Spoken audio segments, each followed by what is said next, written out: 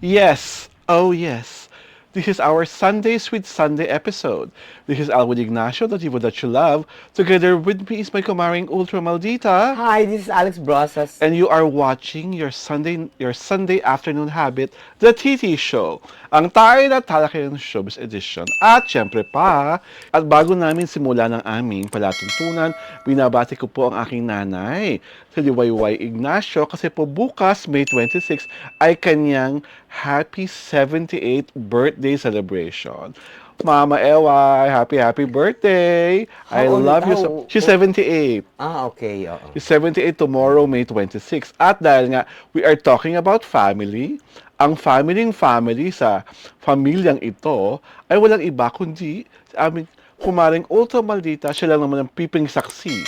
At nakaranig kung gaano kamahal ng mga fan hina TJ Monterde at kay Casey Tandingan. Mare, bago natin simulan ang pagmamahalan niya ng mga fan nila Monterde at Tandingan, kailan muna ang concert ng mag-asawa? Today. Ha? Ngayong gabi. Oo. Anong oras ito? Don't tell me about time. I've At lost siguro mga alas track. 8. Saan venue? Araneta ba to? SM Mawa Arena. Mawa Arena. So I'm sure, Never been sweeter. never been sweeter. I'm sure, sangrekwa na po ang nakapila ngayon sa SM Mawa Arena. Dahil nga talagang TJ Monterde and KZ Tandingan are two of the biggest musical superstars in the field of original Filipino music. Yeah. Mare, kwentuhan mo naman kami ng iyong karanasan nung ikaw ay nakipagtalastasan sa magsing-irong na ito bago ang kanilang konsyerto ngayong gabi. Bukas ng gabi pala. O ngayong gabi. Ngayong gabi.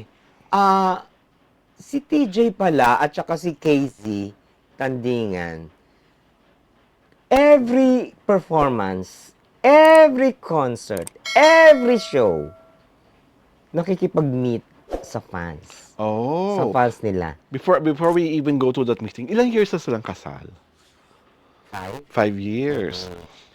Again, another personal question. Gaano kagandang lalaki si TJ Monterde sa personal?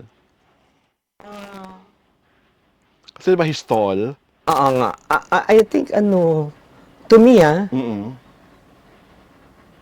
he's my local Superman. Oh, wow, Cute. that's a great compliment. Cute And siya. si KZ was really petite.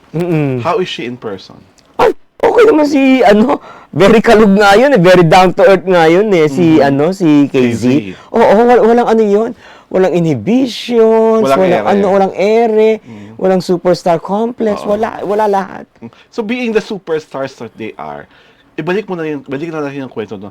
Ano to yung mga regular fan? Na sinasabi mong pinapanood sila palagi? Oo. They have regular fans. Kinento nila how they treat their fans. Okay. Iba Sabi mo pala. nga parang may pa-meet and greet. Oo, may meet and greet sila. Kaya nga, actually itong parang meet and greet ito with matching concert Itong Oh. never been sweeter, FanCon meet nga ito Okay. title FanCon. Bago Ngayon, yun, oo. Tawag dito, yun ang naging habit nila. Na every performance, every show, every concert, magkikita sila, tapos chika-chikahan. Ngayon, in so doing, so na-familiarize na nila yung sarili nila sa isa't isa. Okay. May The isa- fans and TJ and KZ. Oo. Ngayon, kinento ni KZ, there was one fan na nag-aaral pa lang, college. Hanggang sa Naging successful. graduate na ng college. Hanggang sa now, taking doctorate studies. Oh. Ganun ka yung span ng na how they learn from each other. Ganun kahaba. Ngayon, ito naman si TJ, di ba, nag 3-night concert sa Araneta. Araneta. The only Artist to do so. di ba? Kinento niya, may isang girl lumapit sa kanya kasi SVIP ang ticket. So, Oh, ibig sabihin, yes. malapit sa Super, stage. yes. So, sabi niya, talagang lahat ng tao nabigla, lahat ng press lahat ng media nabigla. You know what? Sabi niya ganun. Sabi ng girl. Sabi ng girl. Kay TJ. Kay TJ. you've saved a 17-year-old marriage. Wow! Why? Why so? Paano nangyari? Yung kanta, Ah. palagi. Oh, yes, yes. Diba? Oo. Ngayon, bumalik. Hindi ko alam kung second night o third night. Bumalik. Kasama na yung... Sabi niya, tinawag si TJ, sabi niya, siya yun. Yung partner ng girl.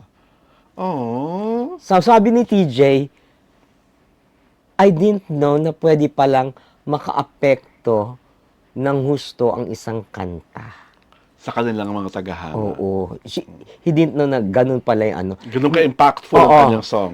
May isa pa na talagang nabaliw si TJ. You know why? Mhm. May isang super avid fan. Mm. Alam mo ang ginawa? Anong ginawa? Pinatattoo Oh! yung Twitter handler niya. Handle Handle pala, handle. ni TJ. Ni TJ. Can you imagine? Kunyari, Pinatattoo. Kunyari the real TJ Monterde. Oo. Kunyari ganun. Pinatattoo, die. Wow. I mean, I didn't know that fans will go at great lengths to show their love and Oo, their support lives. Oo, to iba. their idol. Iba yung, di ba can you imagine that? As a listener to their kind of music, natingin mo, Alex, bakit gustong-gusto ng mga fan ng kanta nila? Because they are all relatable. Ah, yes. It speaks to the heart. Kasi, Diba? when you sing their songs, or when you hear their songs, you will always, there will come a time that you will always say, it happened to me. Hindi ka makakaligtas doon sa ano na place na So, yon. pangyayaring Oo. yun. You will reminisce your past and you will tell them, I was Ay. there once. oo, di ba parang, ako yun. Ako yung nilalamon ng kanta. Mm. Yun ang ano eh. Yun ang ano, yun ang, yun ang value ng songs nila. Yun ang core ng songs nila. Yun ang strength. Oo, di ba? It makes you remember. It makes you teary-eyed. It makes you reflect on life and love. Parang ganon. It resuscitates. Okay. It invigorates. Yes. It inspires. Okay. So pag curious ako, meron na ba silang kantang dueto?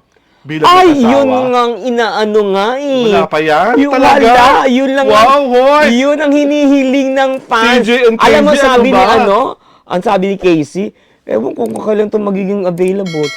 Si TJ ang, OA sa pagka-busy. oo, sa pagka-busy. Well, strike while the iron is hot nga naman. Oo, di ba? Iba. Oo. Iba ang ano. Curious yun ako, may kids na ba sila? Wala. Ah, wala pa. Talagang they're still enjoying each other's company. Oo. Kasi ibang tao, 5 years marriage, medyo matagal na rin Tsaka, yun. natuwa ako, natawa doon sa kwento ni TJ. Ano na yun ha? Kumbaga, parang it's too personal. Anong ni-reveal niya? yung ano, yung small acts of kindness nilang mag-asawa. Ang ni-reveal ni TJ is pagpapasok na siya ng CR, ang ginagawa niya, tapos nagtututbrush siya, ilalagyan niya ng toothpaste yung ano ni ano. Ah, Para Casey. pagpapasok na si ano, Casey. Casey, hindi na siya maglalagay ng toothpaste sa ano. Oh, sweet. Di ba nakakaloka Oo. yun? Sana Nakakabaliw! tingnan ko if they shower together. Hindi po ako katulad ninyo eh. Charot. I don't ask to personal questions po eh. Kasi nagsimula na sa I put the toothpaste on her toothbrush. Pwede na i-segue yun eh. So, I'm sino not, ba? I'm not your kind.